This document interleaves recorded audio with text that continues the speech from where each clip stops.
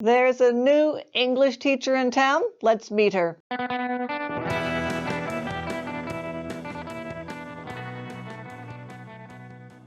Mauree Turner is a non-binary person who was elected to the Oklahoma State Legislature last November. That's November 2020. And here is a Twitter thread. It's from November 2020, but I think it's evergreen. Good morning!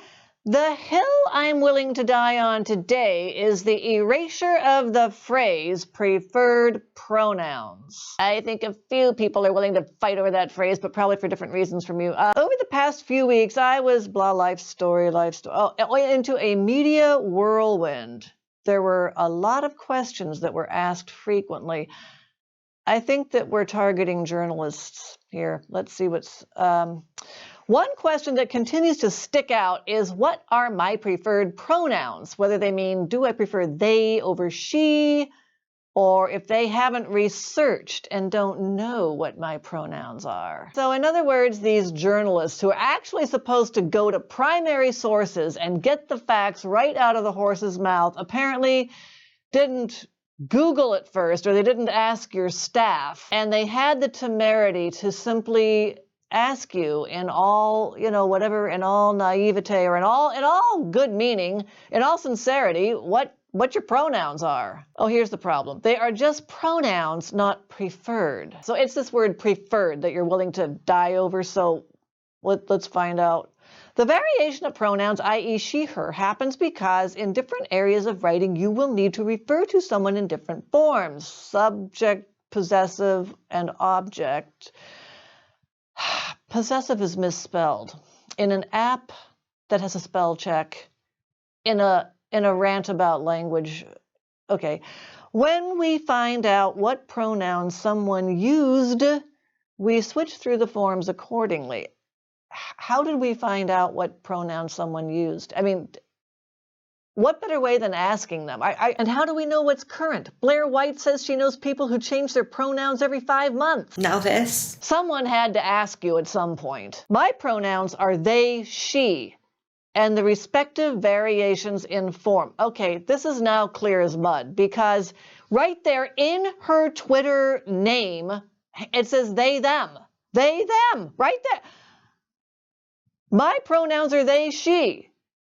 I mean, even that doesn't make sense, because they is the non-gendered pronoun and she is gendered. So what, you're either gendered or non-gendered. How is that supposed to help people who want to know what to call you? I mean, are you saying you really don't care? A writing example. Okay, this will make it all clear. Mauree Turner is the checkbox.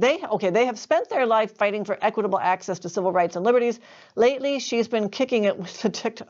Okay, all right. So in other words, anyone, just anyone can say anything. There's no, don't bother with asking because you don't care. And then this asterisk, still really cool, exclamation mark, question mark, okay, I guess that's your preferred punctuation. No, but actually I think this still really cool. I think that Mauree is checking in here. I mean, it's something like, now that didn't hurt so much, did it? This is the little nudge in the ribs, the little finger in the rib cage. Because if we don't get cool at some point, that's going to be a bayonet in your back. But onward. When asking for preferred pronouns, a couple of things are happening. One, I wonder if there's going to be a two. But anyway, one, saying it's okay to erase part of someone's identity to get a story to air.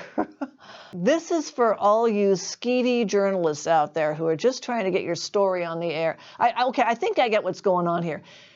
People who ask her actually on air, and what are your preferred pronouns? Who are maybe trying to make it all about that, and I think there's something to that. But the part that I don't get, saying it's okay to erase part of someone's identity. How in the hell does asking that question say that it's okay to erase part of someone's identity? What is the mechanism? What is she talking about? As writers, folks lending their platform, this should never be the case. It's your job to educate yourself to be better. Okay, now this is what it's all really coming down to. This business of changing the way you talk is just the beginning. What really has to happen is you've got to change the way you think. And you've got to change the way you are. Educate yourself. Be better.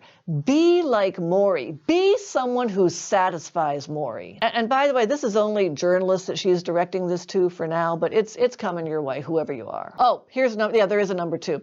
The creation of a space that suggests that, okay, speaking of knowing your subjects, that'd be the creation of a space that suggests there's something else you can call us by other than our pronoun. Okay, first of all, this word space and paradigm, others, the creation of a space that suggests there's something else you can call.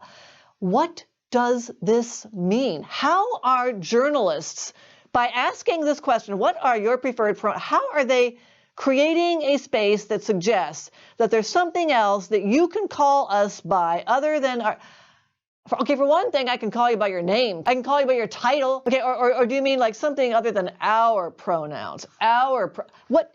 But you just opened up the whole world. I mean, anything can be your pronoun. They, she, they, them, gender, not gendered. You have consent to use the pronouns that are given. Given where? Given when? In a Q&A? Out on Google? From your secretaries? Where do people, when are these pronouns given? Always got with enthusiastic consent. What does this mean? What is the object of this verb got? What was got? You know, at this point, I want to talk about this completely unclear way of talking. I think that Mauree is confused. I don't think she even knows what she means. But it's up to you to figure it out. It's up to you to somehow satisfy her. And people speak in gobbledygook. People speak in these riddles and these labyrinthine, you know, what meanings on purpose to keep you on defense, to keep you scared, because you never know when you're going to say the wrong thing to. You never know when you're going to get on a hill that she is ready to die on because you accidentally said, what are your preferred pronouns?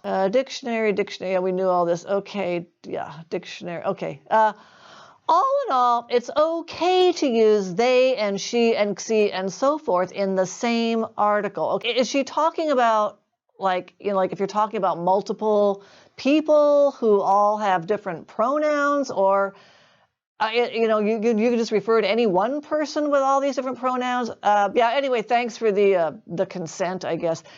I heavily encourage, I think she means heartily encourage, I heavily encourage journalists to also care about the folks they are interviewing.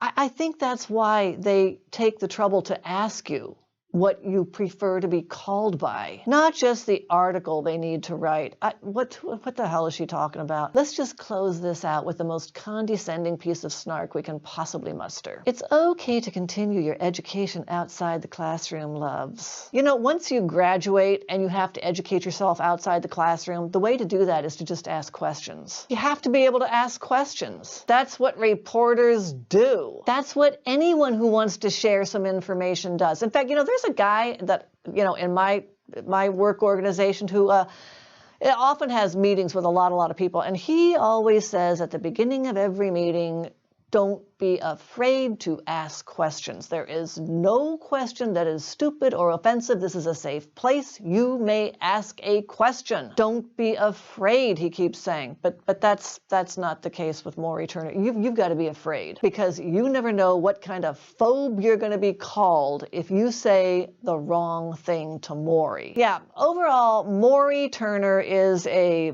sloppy communicator, sloppy speaker, sloppy user of language, and a confused thinker as well, I think. But this, I'll tell you, you know, this combination of a second-rate mind and a first-rate ego is going to take her far in politics. So expect her to show up at your door. And this bizarre, you know, unintelligible rant also, as far as I'm concerned, makes her a first-rate attention whore. I am not going to listen to anything Mauree Turner has to say. I mean, I'm studying her as a curiosity, but if I want subject matter, if I want content, if I want insight, I am going to dismiss Mauree Turner, and I will go to the intellectually honest, curious, well-meaning, joyful, life-loving, generous, sharing climbs of Blair White.